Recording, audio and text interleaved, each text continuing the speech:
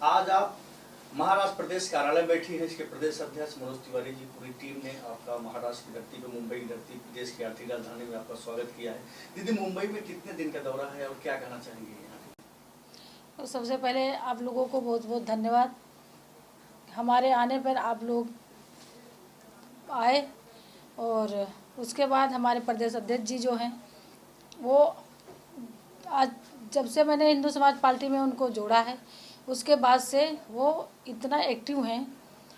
सिर्फ हिंदू समाज के लिए काम करने के लिए तिवारी जी के विचारधारा और हिंदू समाज पार्टी का नाम सुन करके इतना प्रभावित हैं। 3 साल में उन्होंने बहुत मेहनत की और अब चुनाव डिक्लेयर होने को आए हैं, इसलिए प्रदेश अध्यक्ष जी ने मुझे बुलाया और हम यहाँ पधारे। दीदी, कितने दिन का महाराष्ट्र दौरा है आपका मुंबई में? कम से कम 1 हफ्ते का। तो मुंबई दौरे के बारे में आप जिक्र करना चाहेंगे? यहाँ पे आप किस तरह के लोगों से मिलेंगे और क्या पूरी आपने रूपरेखा तैयार किया, क्या कार्यक्रम होगा?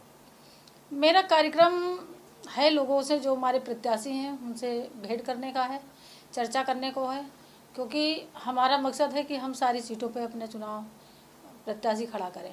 किरण जी, अभी कुछ ही दिन पहले महाराष्ट्र में बृहद कार्यकर्ता सम्मेलन हुआ था हिंदू समाज पार्टी का। प्रदेश अध्यक्ष मनोज तिवारी जी के नेतृत्व में महाराष्ट्र, मुंबई के तमाम जगहों से लोग आए थे। तो वहाँ पे घोषणा हुई थी कि लगभग 125 सीटों पर पार्टी चुनाव लड़ेगी। तो चंद दिन बाद ही महाराष्ट्र में चुनाव होने विधानसभा के, तो क्या तैयारियां हैं? कितने सीटों पे तैयारी प्रत्याशी? लगभग सारी सीटों पे। हम एक भी सीट नहीं छोड़ना चाहते हैं। हम सारी सीटों पे अपने प्रत्याशी उतारेंगे और पूरे जोर शोर से अपनी पार्टी के लिए तैयारी कर रहे हैं। प्रमुख मुद्दे क्या होंगे महाराष्ट्र विधानसभा? प्रमुख मुद्दे हमारे प्रदेश अध्यक्ष जी जानते हैं यहाँ के, क्योंकि हम तो अभी आए, पहली बार मेरा आना हुआ। प्रमुख मुद्दे जो लोगों के हैं वो तो हमारे प्रदेश अध्यक्ष जी जानते हैं। ये तो डाटा वही बनाएंगे कि क्या हैं हमारे मुद्दे यहाँ के, और बाकी जो हमारे स्तर से है वो हम सारी चीज़ आपको बताएंगे। बाकी तो प्रदेश अध्यक्ष जी बताएंगे आपको। दीदी, जिस तरीके से हिंदू समाज पार्टी की बात करें तो महाराष्ट्र में जिस तरह से कार्यकर्ता सम्मेलन यहाँ पर हुआ था, भारी संख्या में लोग इससे जुड़ रहे हैं और लोग इस पार्टी से जुड़े हैं, तो उसके लिए आप क्या संदेश देना चाहेंगे मुंबई करों के लिए, महाराष्ट्र वासियों के लिए? महाराष्ट्र वासियों के लिए बस हमारी तरफ से बहुत बहुत उनका धन्यवाद है कि हमारे पार्टी से वो जुड़ रहे हैं और ये देख रहे हैं कि एक कट्टरवादी हिंदू समाज पार्टी है जिससे जुड़ करके, और मुझे कुछ आगे अगर हम बेहतर कर सकते हैं और चुनाव में अगर हमारे कोई भी प्रत्याशी जीत के आते हैं जब, तो अच्छा बेहतर उन लोगों के लिए करेंगे। अच्छा, तो आखिरी सवाल, मनोज तिवारी जी जो प्रदेश अध्यक्ष हैं, इनके लिए क्या कहना चाहेंगे? जिस तरीके से पार्टी का जनाधार बढ़ा रहे हैं, उनके साथ जिस तरीके से पूरी टीम जुड़ी हुई है, कार्यालय में भी जोरदार स्वागत किया गया है, तो क्या कहना चाहेंगे? मनोज तिवारी जी का तो हम धन्यवाद कर ही रहे हैं कि हिंदू समाज पार्टी के लिए बहुत बेहतर तरीके से काम कर रहे हैं।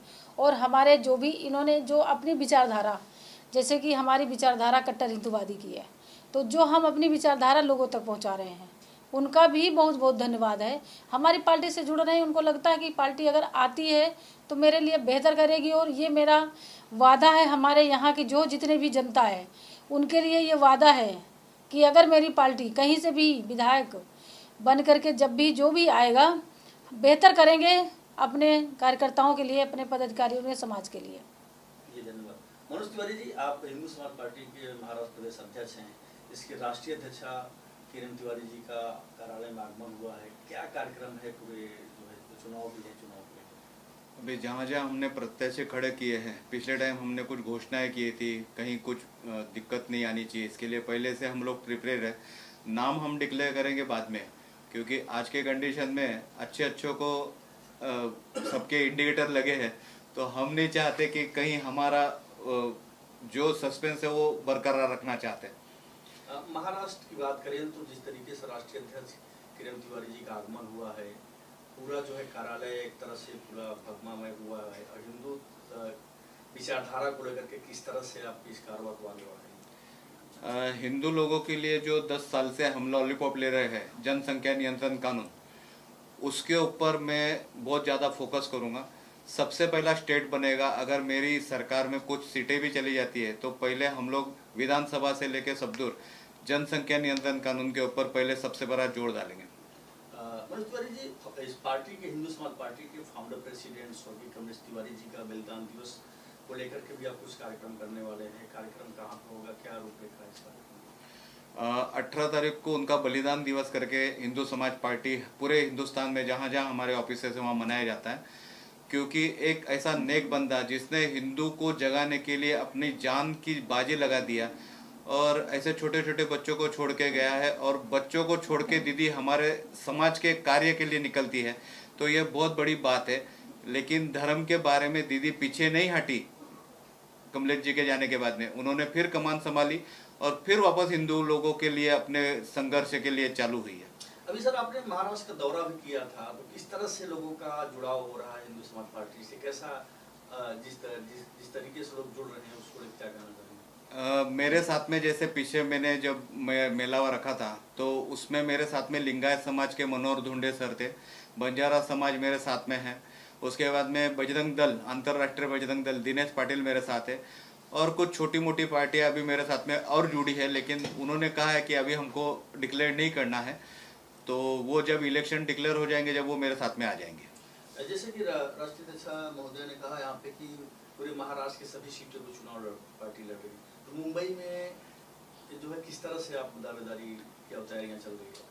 मेरे साथ में मैंने जैसे अभी कहा कि हम लोग सब यूपी से बिलोंग करते हैं और हमारी संख्या यूपी की काफ़ी सारी है, और दीदी उसी के लिए हमने बम्बई के तौर पे बुलाया है।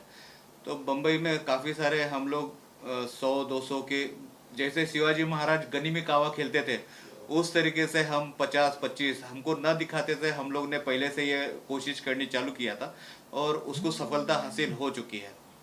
कि पार्टी में जो है जिस तरह से युवा भी जुड़ रहे हैं मुंबई और महाराष्ट्र के लिए, युवाओं के लिए आप क्या संदेश देना चाहेंगे हिंदू समाज पार्टी? जैसा कि आज हम महाराणा प्रताप जी की धरती पर, छत्रपति शिवाजी महाराज की धरती पर आज यहाँ पर हमारा आगमन हुआ है, और जैसा कि मैंने यहाँ पर देखा युवा बहुत ही अच्छे रूप में हमारी पार्टी से जुड़ रहे हैं और बड़े मजबूती से जुड़ते जा रहे हैं। और साथ ही मैं ये चाहता हूँ युवाओं को संदेश देना कि युवा सारे हमारी पार्टी के साथ मिल करके आगे बढ़ें और कार्य करें, और उसके साथ साथ जो युवाओं में जोश है, जो पढ़े लिखे युवा हैं, जो इस समय बेरोजगार हैं, जिन्हें नौकरी का भी अभाव है, जिन्हें घर चलाने का धन का अभाव है, जो शिक्षित हैं, अच्छी अच्छी डिग्री लेकर के सड़कों पर घूम रहे हैं, छोटे छोटे रोजगार करने को किसी चीज़ में मजबूर हैं, तो मैं चाहता हूं कि ये जो सरकार है ये अराजकता की सरकार है, जिसके राज में लगातार मर्डर हो रहे हैं और जिसके राज में लगातार भ्रष्टाचार फैलता जा रहा है, और जिसके राज में जो सरकार स्थिर नहीं है।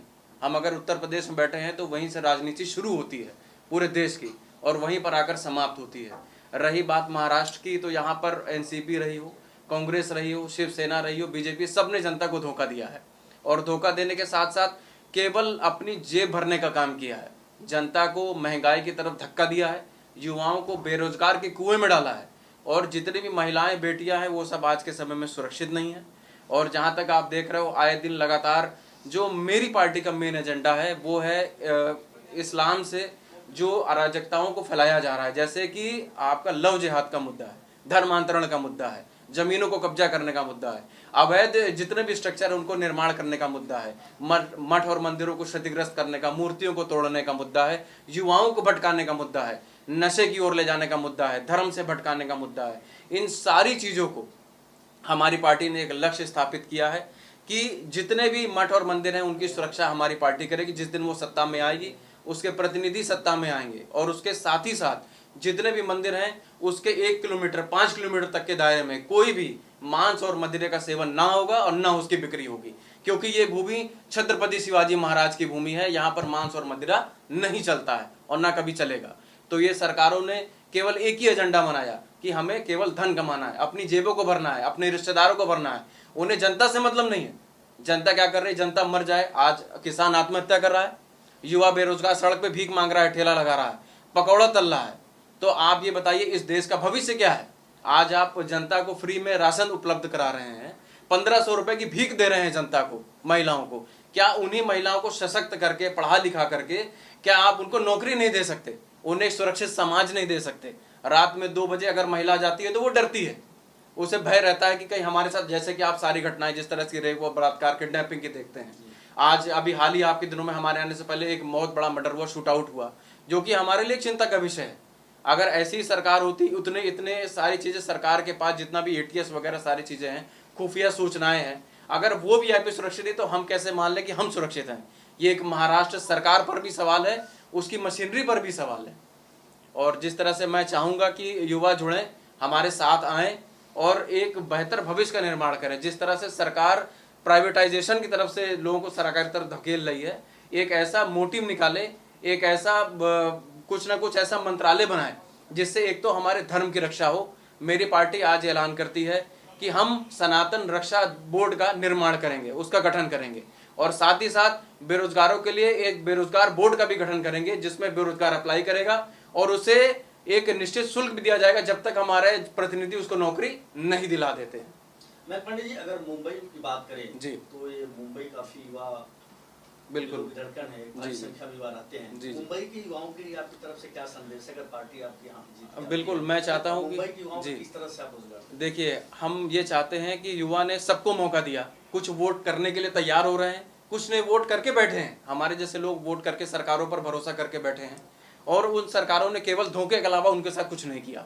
उनका भविष्य चौपट के आज अच्छे अच्छे युवा ग्रेजुएशन की डिग्री लेकर के सड़क पर भटक रहे हैं, प्राइवेट 8-8, 10-10 हज़ार की नौकरी कर रहे हैं, अपना घर चला रहे हैं, लेकिन उनके पास बैकअप के लिए कुछ नहीं है। मैं युवाओं से केवल एक ही अपील करूंगा कि अपने विवेक से वोट करें, अपने संयम से वोट करें, अपने भविष्य को देख करके वोट करें कि जो सबने आपके साथ किया वो कहीं दोबारा आपके साथ फिर से छल ना हो जाए। एक बार नए लोगों को मौका दिया जाए, एक बार नई पार्टी को मौका दिया जाए।